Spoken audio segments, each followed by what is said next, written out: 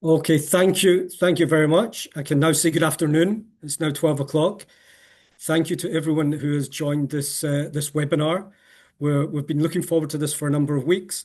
We're glad and we really appreciate everyone taking time out of their busy days. We know that this is a busy time for everyone. So we really appreciate everyone joining, and hopefully you'll find the next 45 minutes, an hour, interesting, enjoyable, informative, and we'll leave plenty of time at the end for questions and comments from all the attendees. So I'd like to welcome everyone to this Right Here webinar. The focus is on Beyond Braille, the new standard for park accessibility. And I would like to introduce our speakers today. First of all, I am Darren Gladstone. I'm the US Operations Director for Right Here. I'm based just outside DC, originally from the UK, living in the US for a number of years.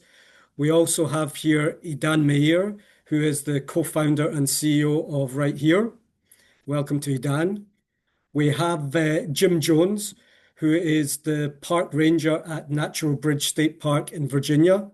Many thanks to Jim for taking time to join us today, and Jim will be giving some information later on.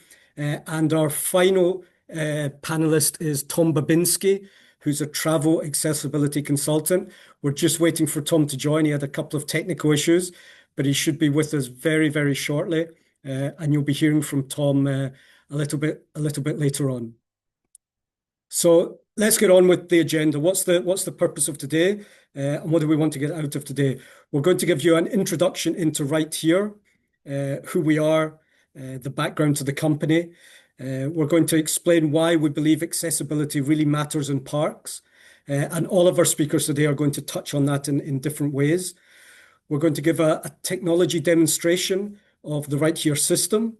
Idan is going to take us through that. Then Jim and I are going to discuss the project that we put in place at Natural Bridge State Park, and we'll get into the kind of nuts and bolts of that. And then we'll leave plenty of time for questions and discussion at the end. There's a comment section open. People should feel free to write any questions that they have during the session as they come up, and then we'll answer them at that final Q&A session. And the ultimate goal of today is really to introduce a new approach to orientation and accessibility within parks and outdoor spaces. So hopefully by the end of today, we'll have done our job of explaining that, giving information on how that should be done, to leave you all with a better understanding. This is really key for us, and this is what we discuss here, right here, on a daily basis. Why is this really so important to us? We discuss this with parks and outdoor spaces, people that we speak to. We discuss this with our community. And for us, parks and trails and making them accessible really is essential for creating inclusive communities where people can enjoy nature regardless of your age, ability, or mobility. And as we know, too often people with disabilities are excluded from outdoor spaces. But if we design trails that are safe, navigable, and welcoming to all, we can really promote physical health, mental well-being, and social connection. And we know that after the pandemic, there was lots of research done about how not being able to leave one's home, being isolated, really did have significant impacts, negative impacts on people's physical well-being and their mental well-being. And so it's really important to ensure that as many people as possible have access to outdoor spaces. And accessibility in green spaces also foster equity, ensuring that nobody is left out of the benefits of outdoor recreation.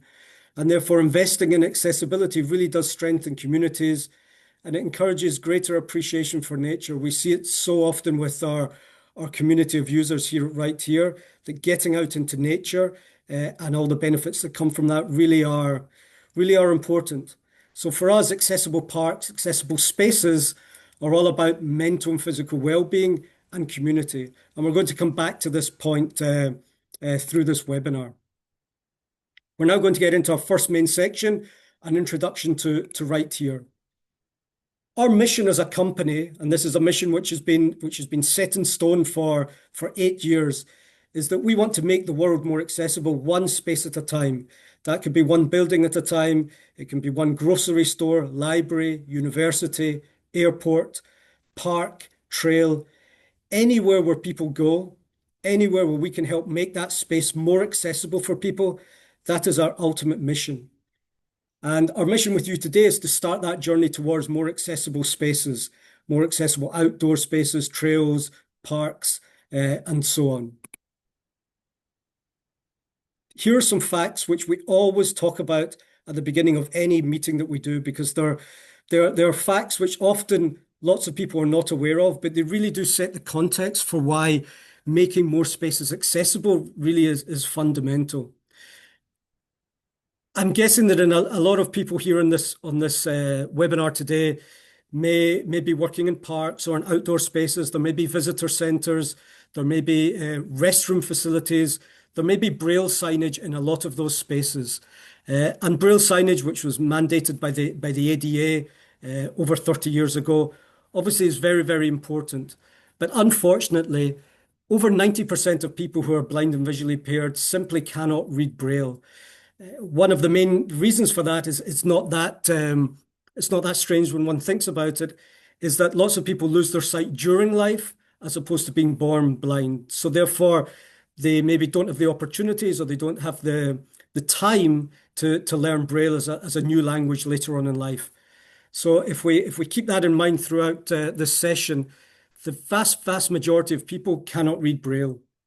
And then if we look at two other facts around people who are blind and visually impaired, the assumption is that most people in the community are either have a guide dog or are using a white cane, and that really isn't the case at all. The vast majority of people, again, are not in that situation. So therefore, they're looking for other orientation and mobility techniques, approaches, and assistance which can really help them. And in 2025 now, we're in a world where technology really is something which can help people. And that's what Right Here does. Now, I'm about to talk about our technology, and we'll get into what our system does. But what we do have here is the ability to make huge impact. There are thousands and thousands of parks across the US. I don't need to tell all of you guys, you're working in the sector. And there are over 100,000 public parks across the US. So therefore, the ability to implement solutions and technology which make those parks and those outdoor spaces more accessible can really have a wonderful impact at such scale across the country. So we've talked about why accessibility in parks is important. Let me tell you a little bit about what Right Here actually is. I know that there's some people, some attendees here who have spoken to us before, who maybe know a little bit. Other people, this is probably your first time meeting with Right Here. So the Right Here is an app that allows people who are visually impaired to more easily orientate in public spaces and buildings, and ultimately have more independent and equitable lives. We work with businesses and organizations. We help turn their locations into more accessible places. We have an app which is 100% free for users. There's no sign up for our users. We don't request their name. We don't request their email address. We fundamentally believe in their right of privacy, and we fundamentally believe that using our app for greater accessibility is the same as using a wheelchair ramp for greater accessibility. Nobody would request the name and address and email information of somebody using a wheelchair ramp. Nobody would bombard them with emails or try to monetize their data, and we're exactly the same.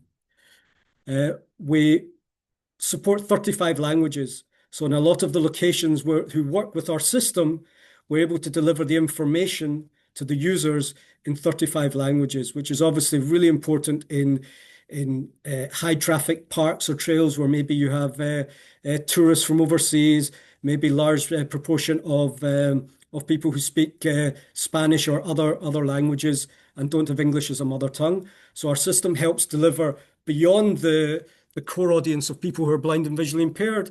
We also deliver the information in other languages.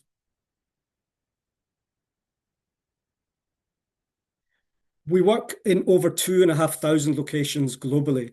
So we're a startup, we're a small company, but we're move very quickly.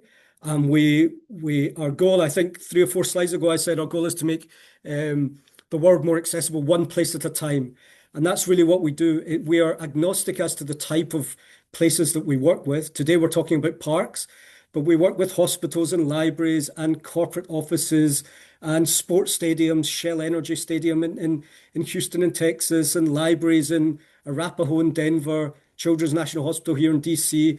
And we work in a number of trails in the city of Rathdrum in Idaho, Cosumnes River Preserve in California, Natural Bridge we're going to talk about today with Jim, Heritage Hill in Wisconsin, the University of Alaska campus in Anchorage.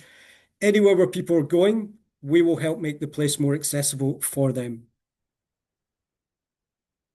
So now let's come on to why accessibility really matters in parks. And I'm going to introduce Tom in a second. But before I do that, I just want to remind us, this is a slide we saw before. Accessible parks equal physical and mental well-being and community. That's just to reinforce, that's why it's really important for us. And now I'm going to introduce Tom. Tom is with us. Let me just make sure that Tom can come off mute.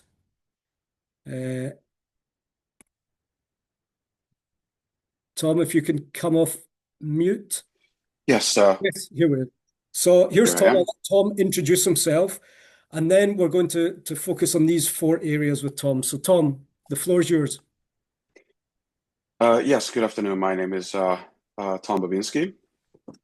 I work as an accessibility consultant for the last 25, 30 years, and I am completely blind. And currently, I run my own accessibility consulting business, Even Grants.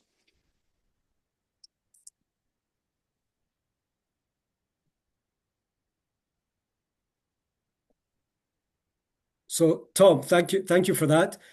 Tom has identified 4 key areas that he would like to talk about today. The first one is around, and all of this in relation to why accessibility really matters in parks. So the first one, Tom, you identified as independence, and Yes. around dignity and having somebody to go with or not having somebody to go with. Can you talk a little Yeah, bit this is about a very independence? delicate question. They're both valid either way. I actually have some lived experience here. I am completely blind. And parks would mean a lot to me. And where I live, there's all kinds of areas where I could go on my own, and practically I was not able to when I couldn't find somebody. And sometimes, you just would like to do it alone. Um, that's the whole point sometimes of a park visit, that it's just you and Mother Nature, right? And oftentimes what happens instead, if you don't have um, a um, a sure technical way of getting around, you have to find somebody who will actually walk with you, and it may not be the kind of person that you want to walk with. And oftentimes what happens is just I say that I find myself some other entertainment, and I honestly feel that I have been missing out on a lot. Now with technology, it's completely different. But the technology has something to it that's very important, is that it has to be 100% reliable. There's no 99%.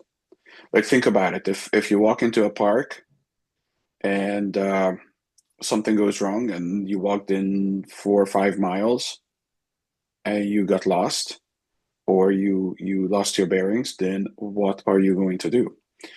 I remember when Uber and Lyft started to come in, and I used to be able to venture to so many new places that I was not able to go to, because I just went and I enjoyed the ride, or the walk and whatever I did, because I knew that if I get lost or if I had enough, I can call Uber, and then they are going to locate me, pick me up, and take me back to my house or to my hotel.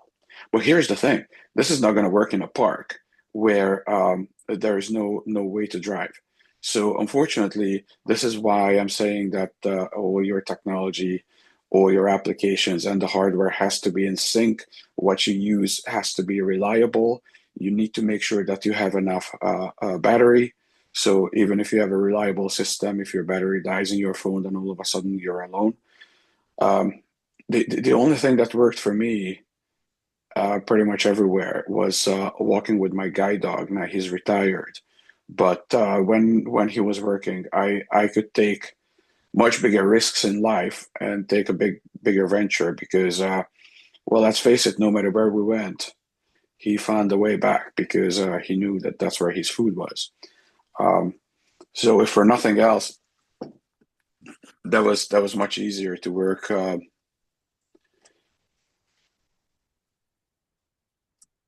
um, with my guide dog. For another reason, I'm not using a guide dog. I don't want to get into that. Let's just say that it has to do with all the paperwork that I need to do for international travel that I'm no longer able to do. Um, and especially traveling internationally, it's really a big drawback when I could go and visit parks and trails and nature. I just came back from Spain a week ago, and I have to tell you, I had so many great ideas, and I was not able to act on that because I was traveling in that city alone. I didn't have anybody to ask, and there wasn't the technology available that could have made my park visit worthwhile. The other thing is maps that I found very useful, and when you have good maps, they by no means make it unnecessary to have voice-based guidance. But what I like about the map is that in a small area, I can feel the entire trail that I'm going to cover, or the whole layout of a park or part of the city. And when a map is good, then voice guidance actually adds more to it because you can kind of have the entire layout in your head, but then you can break it down to the individual components. And actually, I find that it gives me even further safety when traveling through an accessible park. But where are those accessible parks? It's a good question, and you heard already that there are some, but generally, I have to say that when you're going places, even though there's lots of accessibility implemented in parks, and I'm very happy to say that, and there's more and more. Like look at the National Park Service, where they really take accessibility seriously, and they, I would say, almost all the parks have some touch of accessibility. But until it's going to be entirely safe and and and I will have the ability to independently do it, then unfortunately it still has to be an all or nothing.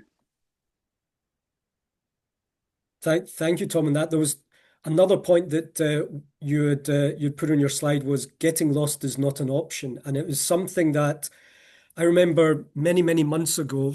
We here right here we run weekly meetups with our community members, and there was a lady on one of those sessions who had lost her sight a few number of years earlier.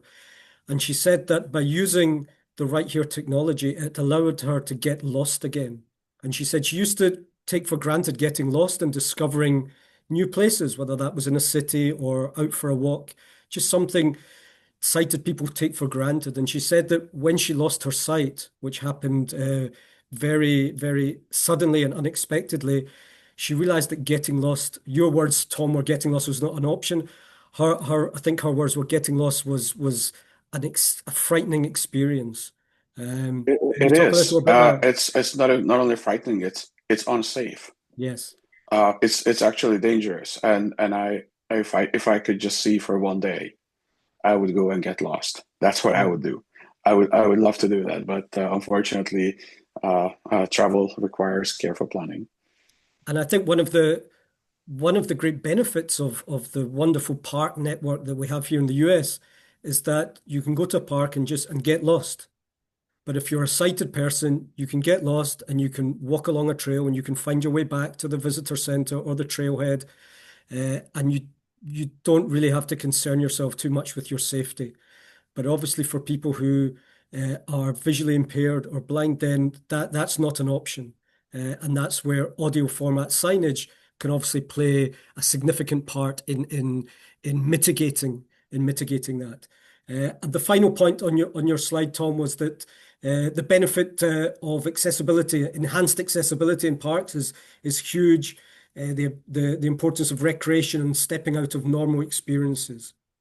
Yeah, and so think about it. For somebody with a disability, sports and exercise is limited. I'll give you an example. I cannot walk to the nearest gym. It's just not possible. It would cost me $25 taking Uber if I do that 3 times. Imagine what's the cost of that. I can't afford doing that. And many people have to face these circumstances that what's given for somebody who's sighted in terms of training and exercise, it is so much more limited. And the park would be the perfect solution because generally, in most places, it's easier to find a park than a gym, right? And if you would be able to get around, it would not only increase your health benefits, it would increase your mental well-being. It it going to a park really only has good sides, and um, it's only improving your life. And I think what we need to have understood by the people who operate these parks is that it's so easy to miss out on so much that most people can just take for granted. I think you make a really important point there about what people take for granted, and that parks can play such an important role and positive role. And I want to go on to the next slide here, which is a quote from one of the parks with whom we work, who have put in the Right Here system over the last few months. And Amber, who's the recreation supervisor there, sent us this quote a number of months ago. And when I was putting together this webinar, it kind of jumped out to me as as kind of backing up everything we think, everything that Tom actually just mentioned there about community. And Amber said that at the Cosumnes River Preserve, we believe that everyone should have equal access to the outdoors. With the installation of Right Here, we are taking a significant stride towards creating an inclusive environment where all customers, including those who are blind or low vision, can enjoy the outdoors. The implementation of the Right Here system aligns with our ongoing dedication to social responsibility and community engagement. And I think that touches on so much of what you said there, Tom, and kind of brings a nice close to this section of the webinar. We're going to move on now to Idan, the Right Here CEO, who's going to explain the Right Here technology, what actually the system is, what it does, and what the benefits are. So, Yeah. Idan, the floor is yours. Yeah, first of all, super excited about this webinar, and thank you again, Darren, for leading this, and Jim and Tom for joining us today, and for all the attendees. I'm very excited, and I want to maybe before talking about the technology, just to maybe mention one is that we have a poll open here in the webinar. You might want to take a look at the poll and have your answers there that we put together, and also we have a Q&A section here. Lisa, thank you for your question earlier. I hope I've been able to answer briefly, and I'm gonna answer it more in this part of the webinar. But feel free to ask us anything there. You don't need to wait for the end of the webinar today. Good. So let's talk about technology, and I promise not to get too geeky. I'll do my best. Darren, you let me know if I am. So first of all, from the audience perspective, we've touched that. Darren, you mentioned that earlier. Obviously, our main target audience of the app are people who are blind or low vision. But as we grew as a company and as a solution, we actually learned along the way that there's a lot of more audiences that we haven't thought about in the beginning, that this audio format of signage concept can really help. When you think about it, and again, mentioned earlier, the world around us has a lot of signage everywhere we go, right? Everywhere we go, we can find signs. They're all visible. What if those signs could speak? That's kind of the question we asked at the very beginning. And we thought, well, if they could speak, people like Tom or people who are blind or visually impaired will be able to also understand what's around them. But in reality, there are a lot more people who can enjoy it. And whether if it's a cognitive disability, a good example for that I always give is dyslexia. You might see a sign with a lot of text of it, but you don't can't necessarily understand it. Or a very obvious one is the language barrier. You might see well, you can read well, but you do not necessarily speak English or the local language. There are even more audiences, whether it's mental and others, but I think that's when we think about the core or main um, target audiences. This is the people or the audiences we're talking about. Darren, you can take to the next slide. Um, the whole solution that we've developed and keep on developing had three main components to it. The first one is the app. The app is a completely free app, both Android and iPhone. There's no registration to the app, so we're not gonna ask the users for their name, for their email, for their Facebook or whatever that is. As I said, it's free, and it also means that they don't need to exchange their privacy with us as well. So we don't know the names or any details, any personal details of our users. And it works kind of like your calculator, if you will. You launch it and it's working. That's it. There's no a long, again, registration process. We can go back to what the experience there looks like in a minute, but that's the user interface, the first component. The second component is beacon and or marker. So I'll explain what beacons are first. Beacons, as I'm currently holding, are a small device in the size of a finger, a Bluetooth device that transmit a Bluetooth signal that our app can identify. There's no pairing to that. The app basically picks up this signal and translate that signal, that code, to valid or valuable information description, like you are at this intersection of the trail, or you are at the main entrance to the visitor centers at the park, for instance. The beacons are operated by batteries that last about 4 years. There's no Wi-Fi or internet connection required in the park or in the area. Basically, our users can go with their flight mode on. As long as the Bluetooth is on in the area of those beacons, it will operate. This is something we've been working hard from the design perspective to have in the system. So the app will also be reliable in case of an emergency.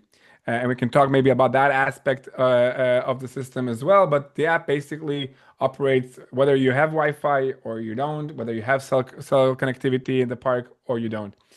The alternative to that would be our markers. It could go together with the beacons in the same area and could go instead of the beacons.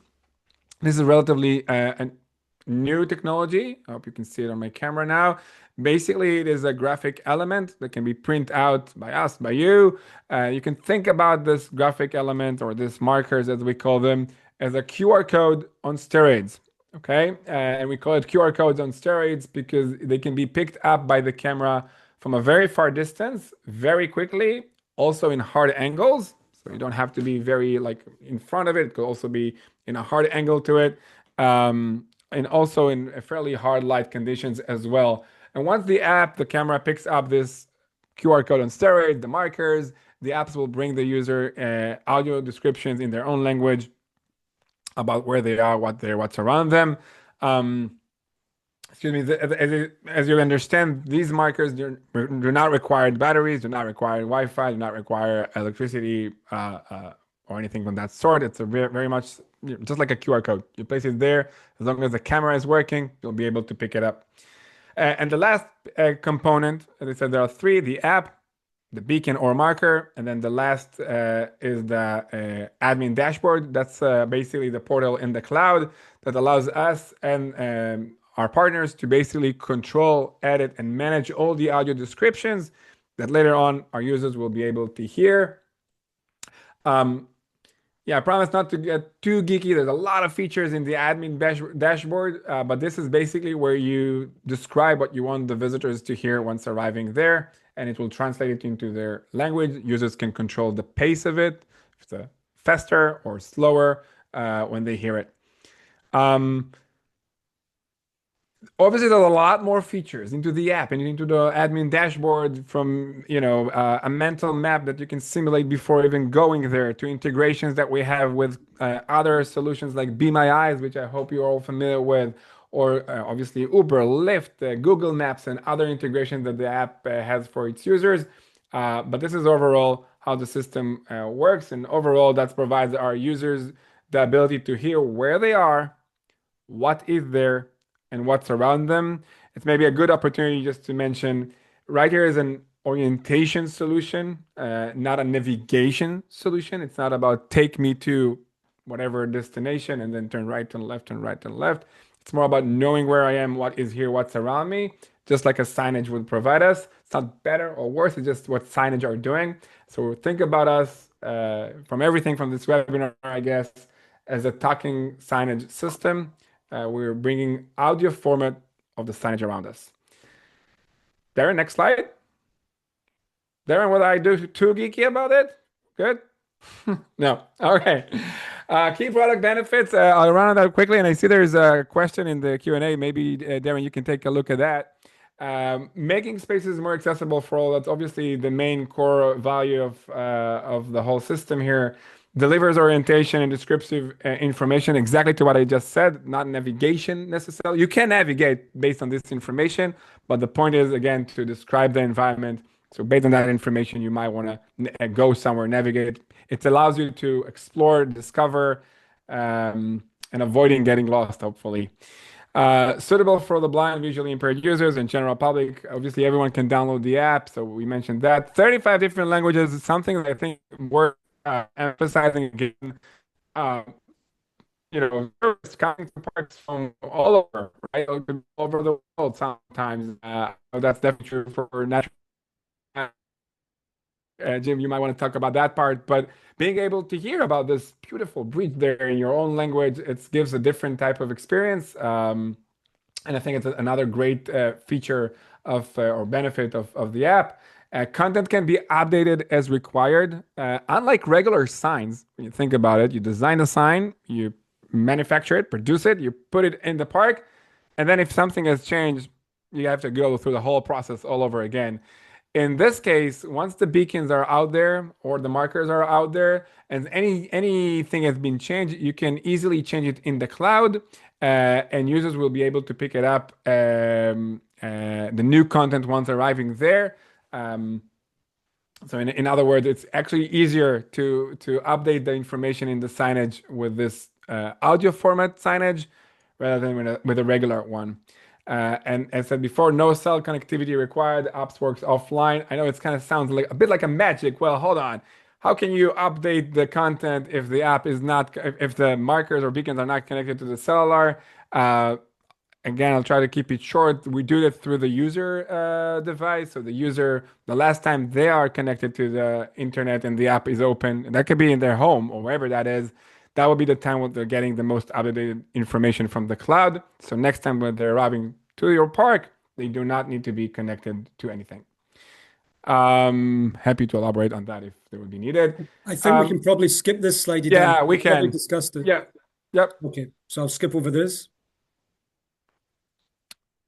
I guess that's a quick video. Darren, This is do a you video want of the markers in action. to? Okay. I'm going to show this. Give me a thumbs up if the sound comes through.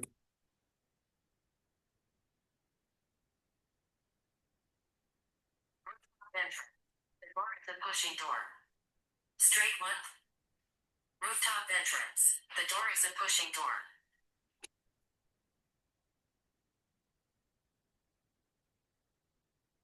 All gender restrooms.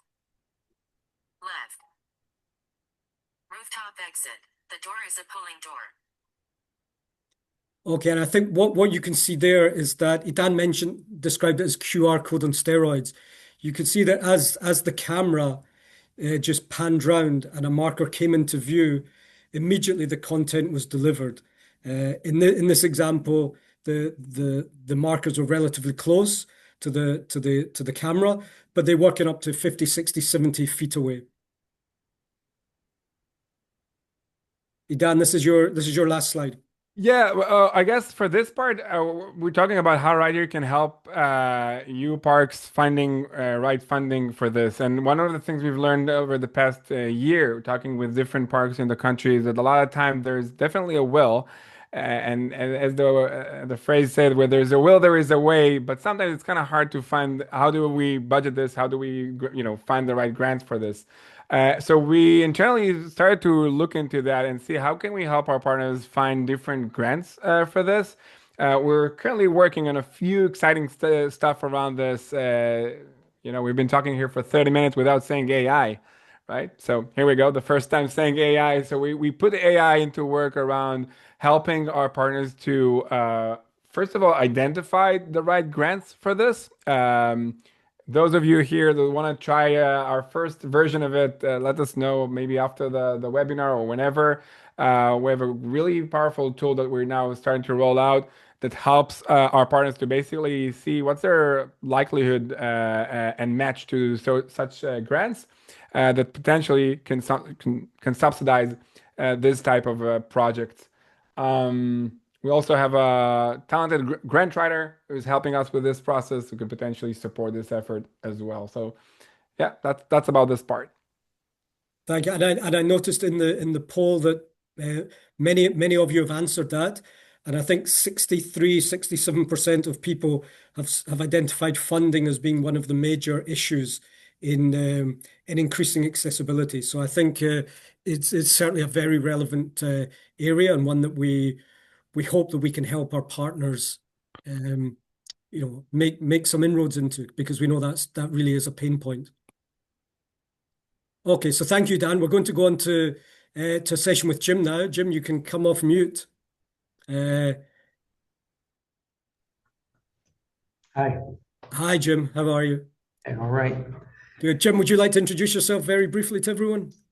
Yes, my name is Jim Jones. I'm the park manager here at Natural Bridge State Park. I've been here since we first opened the park on National Lands Day, September 24th, 2016. And we will be celebrating our 10th anniversary next year, along with the nation's 250th anniversary. So we're kind of excited about that as well. Thank you, Jim. That's a great landmark to be celebrating. Before I get into a Q&A with Jim, I'm going to show everyone a quick 90-second video, which really highlights the installation of Right Here at the park last year. Technology is rapidly changing the way that we experience the world, even if we can't see it with our own eyes. ABC 13's Bridget Kelly visited the Natural Bridge State Park to see how they're making that historic site more accessible. Lou Smith has been blind since he was born. Today, he got to explore the Natural Bridge State Park by himself. It's going to increase my potential independence to negotiate a nature trail. It's all thanks to the technology called Right Here. It's an app to help the visually impaired, helping folks like Lou visit the park in a way he couldn't before. That speaks to you and give you audio descriptions of the environment around you, where you are. Another visually impaired visitor told the Natural Bridge State Park his experience would be more enjoyable if it was more accessible. Now, the Natural Bridge State Park is the first state park in the country to utilize the app. So this is how the Right Here app works. Your phone will pick up on one of the Bluetooth beacons from up to 30 feet away, and then your phone will let you know what you are approaching, like this. At 200 feet tall, the natural bridge is estimated to weigh 36,000 tons. The app can also speak in 26 different languages, great for the diverse crowd the Natural Bridge brings in. Because inclusivity is important here at the park. We want to make sure that everybody that comes to the park has the best experience that they possibly can. An experience like no other for Lou. Sinkhole became an underground river. In Rockbridge County, Bridget Kelly, ABC 13 News.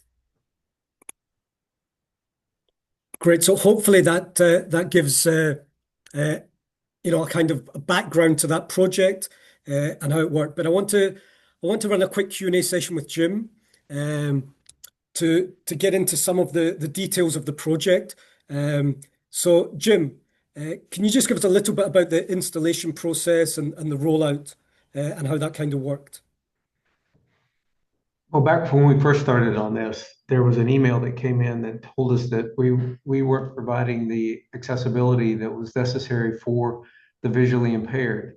And my assistant park manager came to me and said, "What do you want to do about this?" And I said, "Well, let's write back to Lane Johnson, who was a Roanoke. They're within about 45 minutes of the park, and Lane typically used the park from time to time and find out just what it is that it would take." And so Lane introduced us and opened us up to the Right Here program.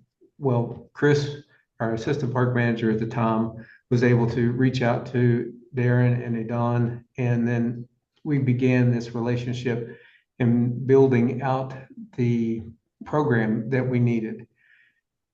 We initially started off with 7 beacons, and we had our Friends of Natural Bridge State Park fund the first year so that we could give it a try and see how well it worked. And from those 7 beacons, we were able to put information about the visitor center, directions in the visitor center.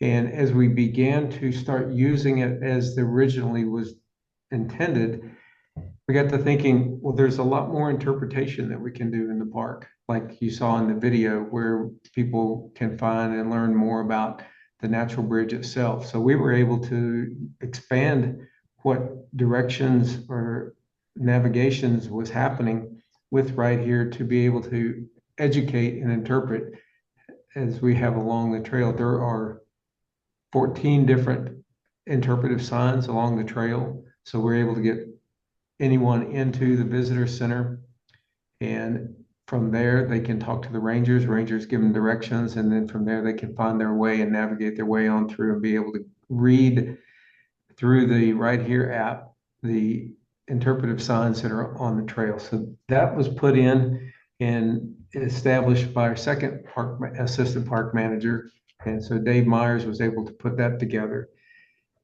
After that, we began to realize that we wanted to keep this around a lot longer. So we reached out to the Community Health Foundation, Rockbridge Community Health Foundation, that's here in our county.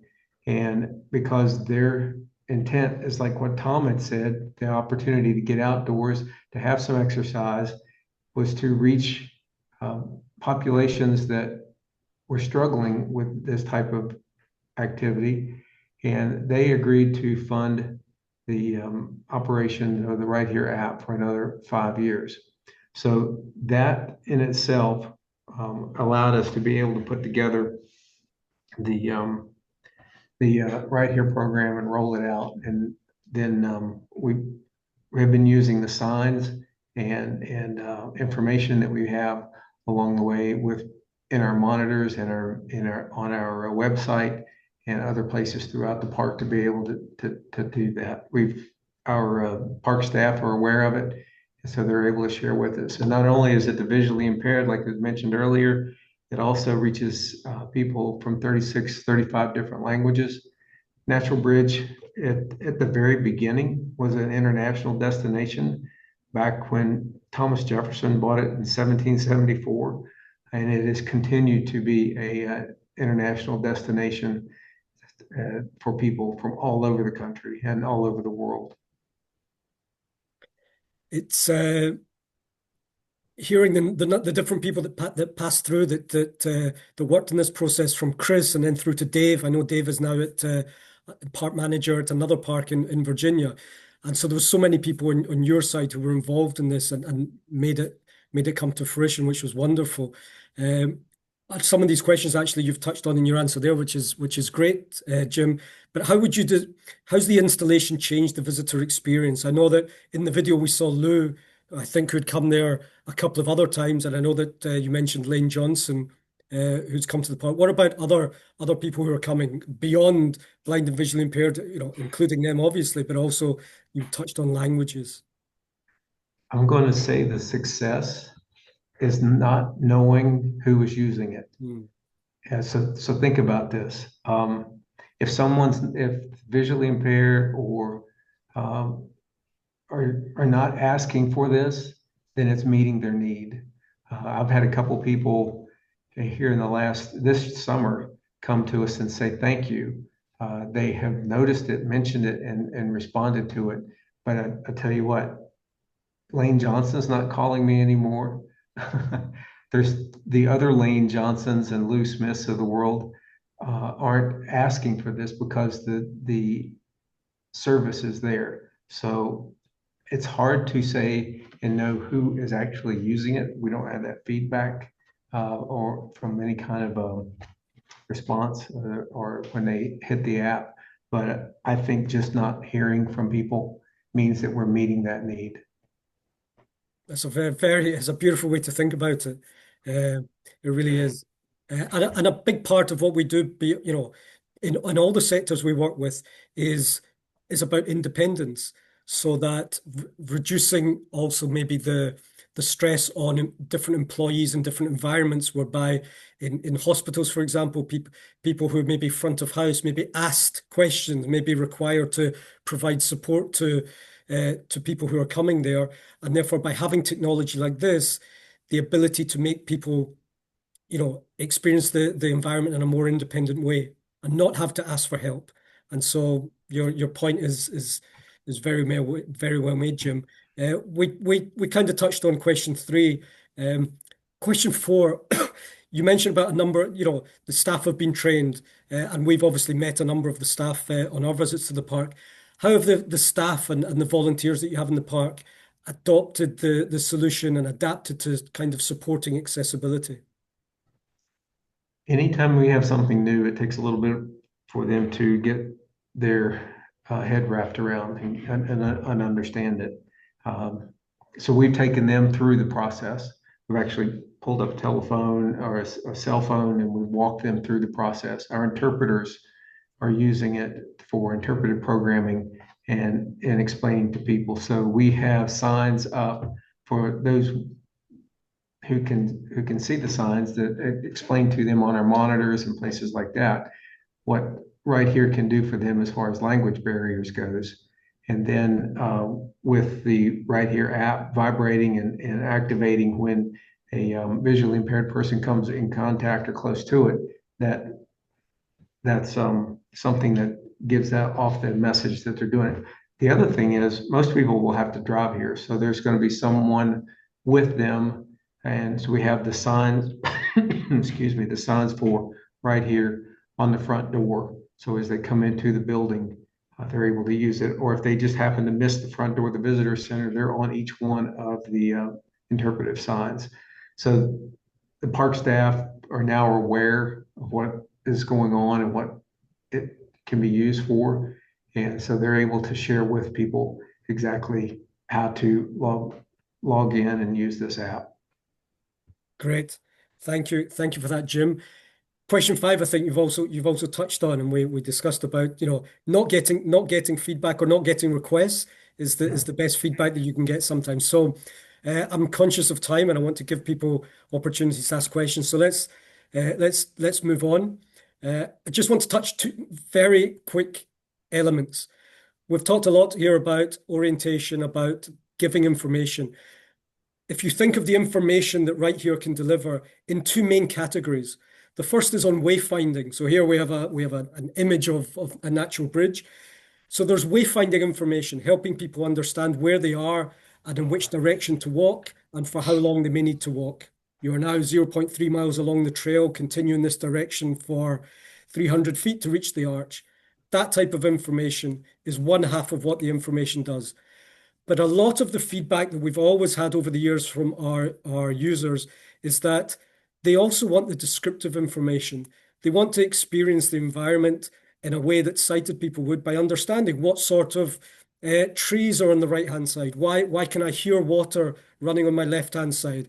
If somebody is in the park in the summer months, maybe they'll hear more water or less water running by their left-hand side. So giving descriptive information above and beyond the directional information really does help create a mental picture for people of where they are, what's around them, what sort of birds they might be hearing chirping in the background. So all of that really does help make the experience so much richer and so much more enjoyable for people when they come to a park. I'm going to skip this video, but what I'm going to do is I'm going to stop sharing in a second and I will share a link to this video in the chat for everyone. This is a 4-minute video.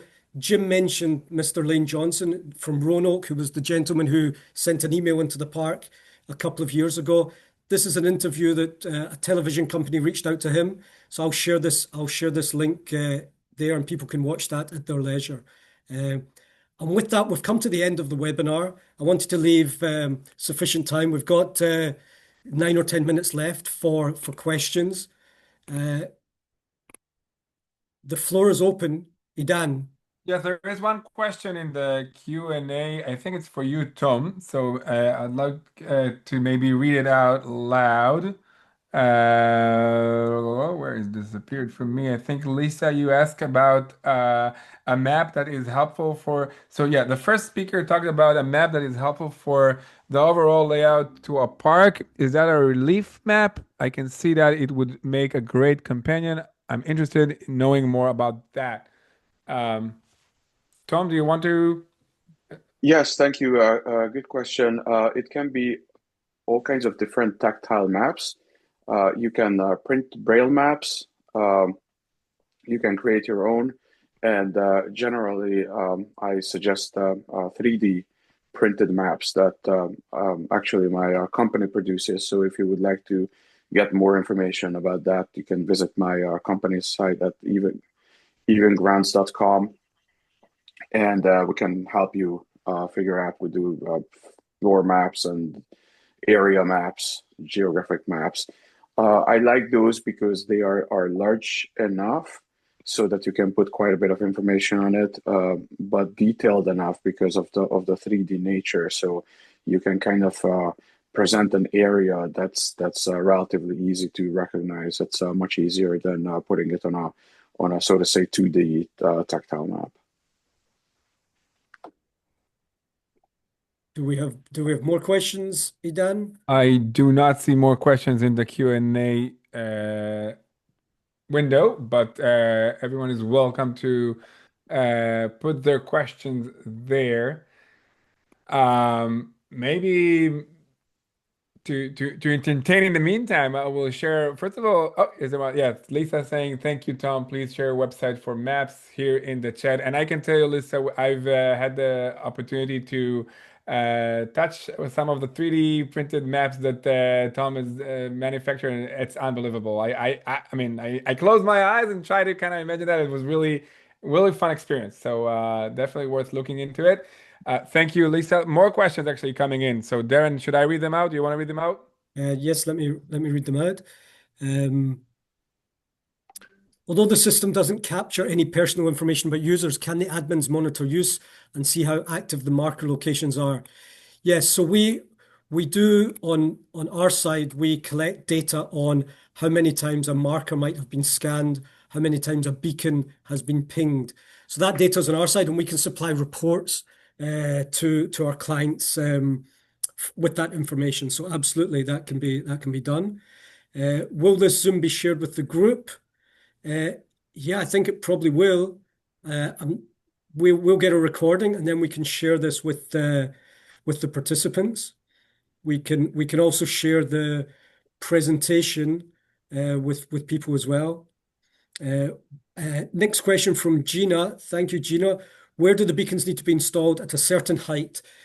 So typically they may be placed maybe 8 feet off the ground on some kind of piece of trail furniture, lighting, for example, or they can be placed attaching to existing signage. So in Natural Bridge, for example, there was existing signage So they're placed kind of on the underside of that. I think we maybe saw it in the video, but typically they're placed in fairly out of sight places, and even if they can be seen, they kind of blend in. As Idan showed, they're very small. They kind of blend into the background. You'd actually be surprised once you start working or coming into contact with beacons. You'd be surprised how many places there are beacons all dotted around, and we just don't notice them as we go about our daily lives, but they are all over the place. And with the markers, they are pieces of artwork. So Idan had the printed marker, but with some clients as well, if you're producing new signage, for example, we just supply you with the artwork, and you can take the artwork of the marker and give that to your signage manufacturer and incorporate that into the new artwork that is getting produced on a piece of signage. So it's very, very simple. So it can be added to existing signage as a printed sticker, for example, or it can be incorporated into new signage as part of the artwork. Any other questions? So Thank you, yeah, Karen, for your warm comments. Much appreciated. We're glad you could take the time to come and take part in the webinar. There's 2 or 3 minutes left. Any other?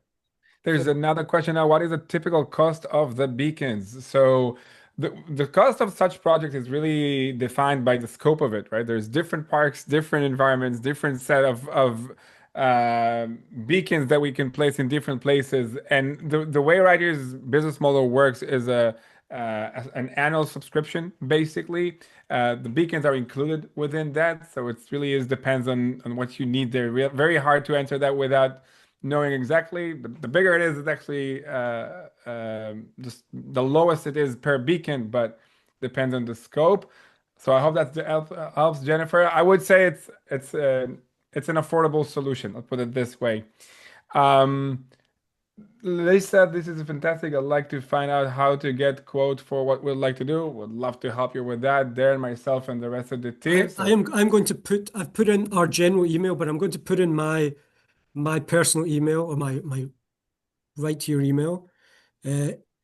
Anyone can send me an email, and then I'll be happy to get into the specifics of your own park or your own trail, and absolutely on a call or over email we can get into the details of the sort of costs involved. But in general, it's relatively low. We're not talking of tens of thousands of dollars here. Far from it.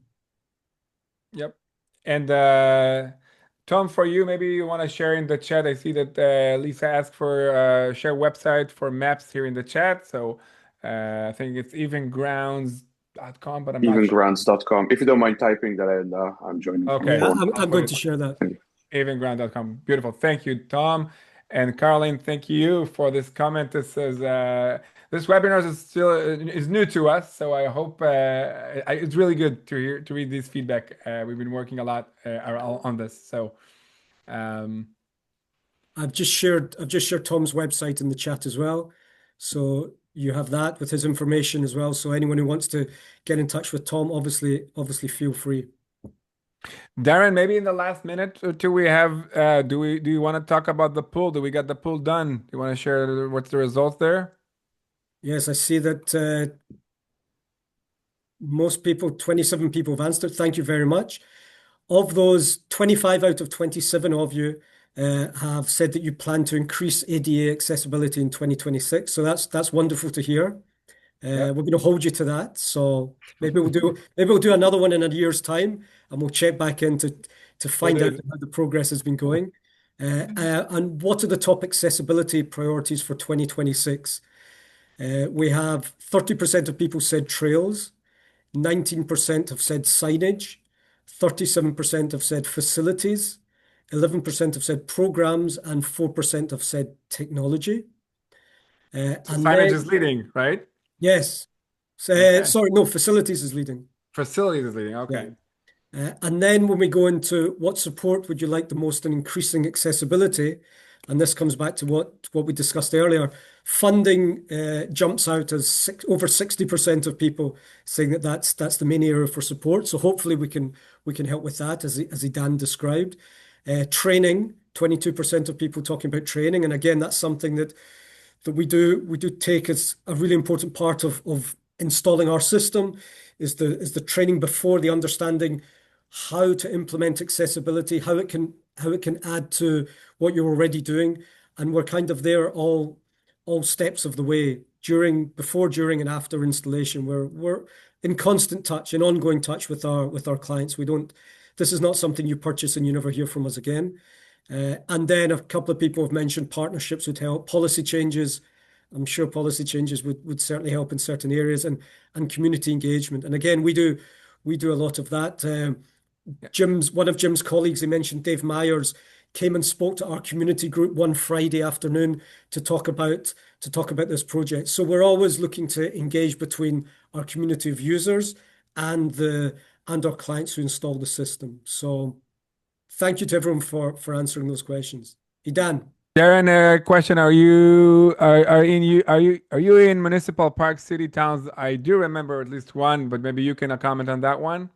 In municipal part in cities and towns, I think we're in a couple.